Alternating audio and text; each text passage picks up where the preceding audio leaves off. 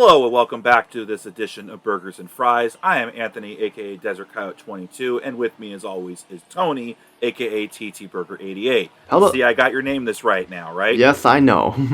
You know what? We talk about current events, sometimes that are serious. We also like to talk pop culture, media. You know what? Sometimes let's talk about some fun subjects instead of serious. You agree? Oh yeah, I agree. Let's do some fun. Fun. Well, you know what? You wanted to talk to me about Lollapalooza. Why in the world would you think I would be interested in talking about Lollapalooza? Because you like bands like Metallica and Slayer and stuff, so I figured that would be up your alley. Yeah, you said you called them alternative bands? Yeah.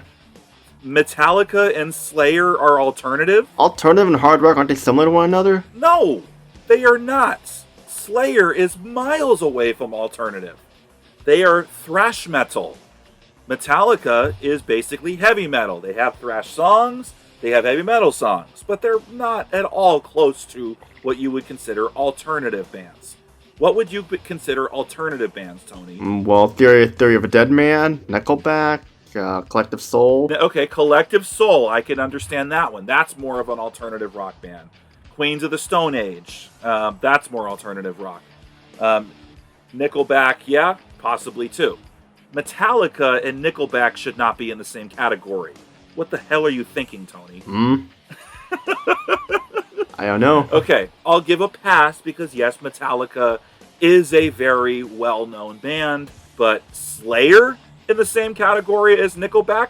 What Slayer songs have you heard, Tony? Bloodline and Raining Blood. Raining Blood in the same category as I like your pants down at night. Look at this photograph. Slayer in the same category as that shit? Never mind. Raining Blood! Look at this! Raining Blood! Oh, come on, man. They are not the same category. And by the way, Slayer has never played Lollapalooza. Metallica, on the other hand, okay. I can understand that one. Yeah, I mean, you know Lollapalooza happens in Chicago almost exclusively, right? Right. Or Grant Park? Yes, I know. So it was just last weekend, yes, I think, as of this recording. Yes, it was. Did you see the lineup? Were there any bands on there you would have wanted to see? No, I never really went to Lollapalooza. My brother did, but I never went to it. Have you been to any festivals? Have you been to any concerts? I've been to Blue Man Group and REM. Okay, REM. I would consider them to be an alternative rock group. Yeah. Or a classic rock. Blue Man Group, it's more of a theatrical show than anything, but they do have good music. I can give you that.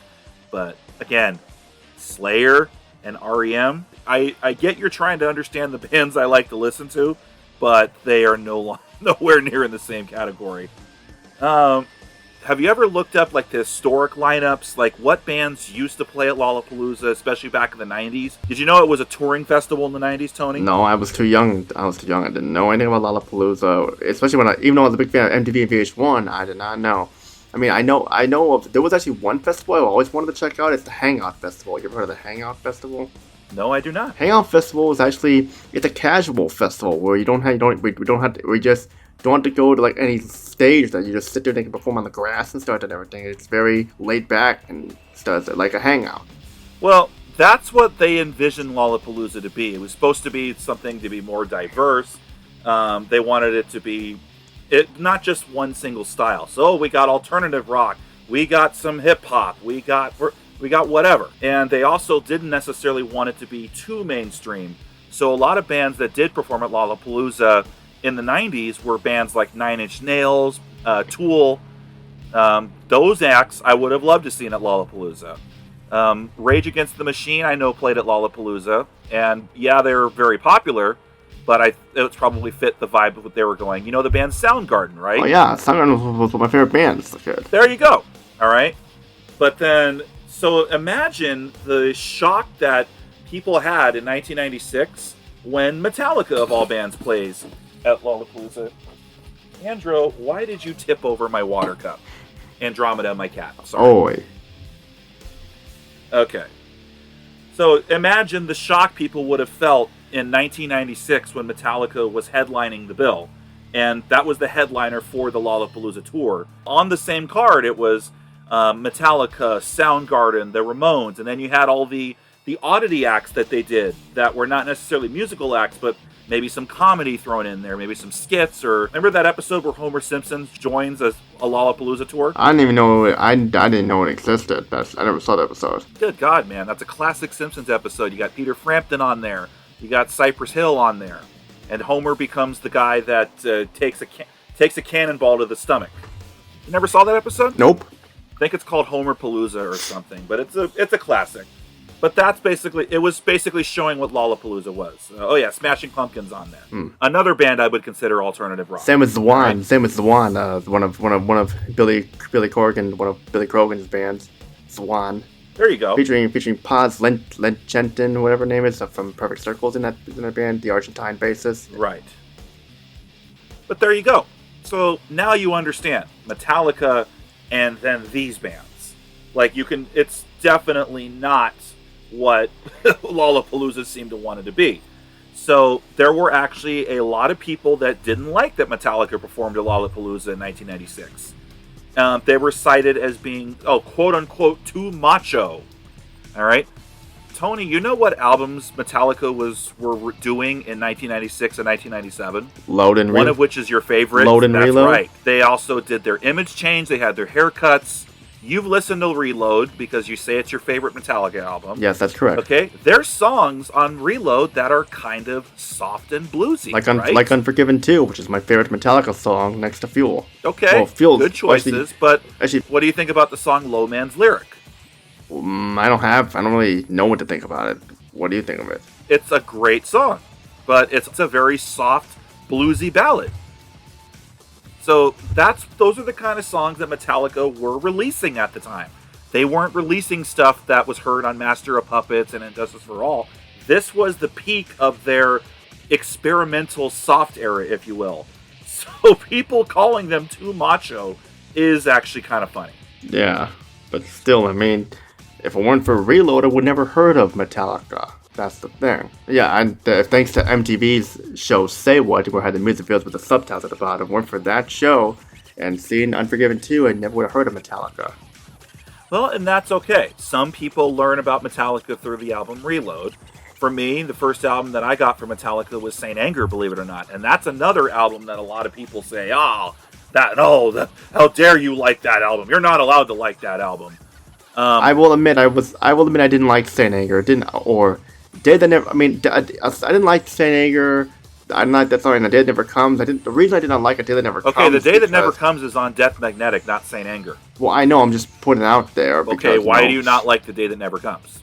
Because of the lyrics. It sounds like something you'd hear in like a boy band. I love something like "This I swear, this I swear." Love is the fun that I heard. Like, okay, that's the ending of the song. Metallica can't do songs that you can interpret as a love anthem. Nothing Else Matters, their biggest ever hit, is a love anthem to James Hetfield's girlfriend, now wife. Oh, who is his wife? His wife's name is Francesca, and she actually was with him when he did the pyro accident. What was the pyro accident again? So they were told there was new pyro here, but they didn't tell him the old pyro was still there. So James stood right above a canister, which would have shot a 12-foot chemical flame, and he was so close to it that he suffered several degree burns, and he basically couldn't play guitar for a few months. Oh, was he able to still sing? Yeah, in fact, right after he recovered enough from the hospital, they finished the tour with him just doing the singing while their guitar tech did the guitar parts. In fact, my brothers, both of them were late teens, early 20s. They saw Metallica and Guns N' Roses at the LA Coliseum. And my brother swears by this. He says they were at the Coliseum. They said it was basically all Metallica fans at the Coliseum. Metallica goes on first. Everybody's great. Guns N' Roses came on. And Axl Rose basically acted like Axl Rose and told them, "You guys are the worst fucking audience ever," and then left the stage and got off early. I heard something that I actually heard that he said one time he was all drunk saying, "You guys suck at it. Go get jobs," or something like that. I thought I heard. Oh, Axl Rose is notorious for all that, but that's a historic day. Okay. But God, what? How did we get here? You brought it up. That's how. No, we did bring it up, and I'm sorry, I went off on a little Metallica detour there. Oh, okay, you're asked because you're saying you didn't like The Day That Never Comes because it sounds like a sappy love song. Okay, Tony, you've been in situations where you think something is going to happen or you think something's going to get better. Doesn't have to be a love song, but the situation is going to get better, but and you keep waiting for the day that never comes. That's what the song is about. I guess it makes sense because, yes, I've been in situations like that in real life. Everyone has. I know. That's okay. So you can relate to the lyrics now. It's okay. Especially with people that you have dated in the past, you were waiting for the day that never came for them to get their act together. Which we don't have to go too much into, but you know who I'm talking about. Yeah. So, of course. But again, you're allowed to like the songs that you're allowed to like. You know the song that everybody is now paying attention to because of a very popular show on Netflix? Which one? Master of Puppets. Have you heard that song? No. Okay. Now, you know the song Enter Sandman, right? Yeah, that's like one of the most popular hits. Okay. Basically, because of the show Stranger Things, because there's a scene in one of their episodes where the character plays the song Master of Puppets, that got a lot of people who watched that show to look up Metallica and discover their songs. So now the song Master of Puppets, you can argue, is bigger than Enter Sandman now. That's what they use to close the shows now. And Master of Puppets actually came out 5 years before Enter Sandman did. What year was that? Master of Puppets came out in 1986. The Black Album came out in 1991. Just wondering. But, what was their reason for making a second Unforgiven? What was the reason behind that? I think they probably just wrote the song and then they realized, this sounds almost similar in theme and sound to the original Unforgiven, so let's say it's a sequel to Unforgiven. A lot of people like the first Unforgiven more, which I just don't understand why. The second one's much better. Well, the third one sucks. We are the minority. The third one, it's okay, but it's nowhere near as close to the first two. It's the Return of the Jedi of the Unforgiven trilogy. I suppose, but... Okay, you wanted to talk Lollapalooza because you thought Slayer was an alternative rock fan. You have now been educated and realized they're not. So we had a little detour about Lollapalooza. In those days, it was considered like, holy shit, what the hell is going on if Metallica was on the same bill as Soundgarden and Rage Against the Machine. Nowadays, it's not uncommon to see Metallica at these very big popular festivals and be on the same bill as guys like Machine Gun Kelly. So that's just how times have changed. But that's all we can say about Lollapalooza and the little detour that we talked about Metallica.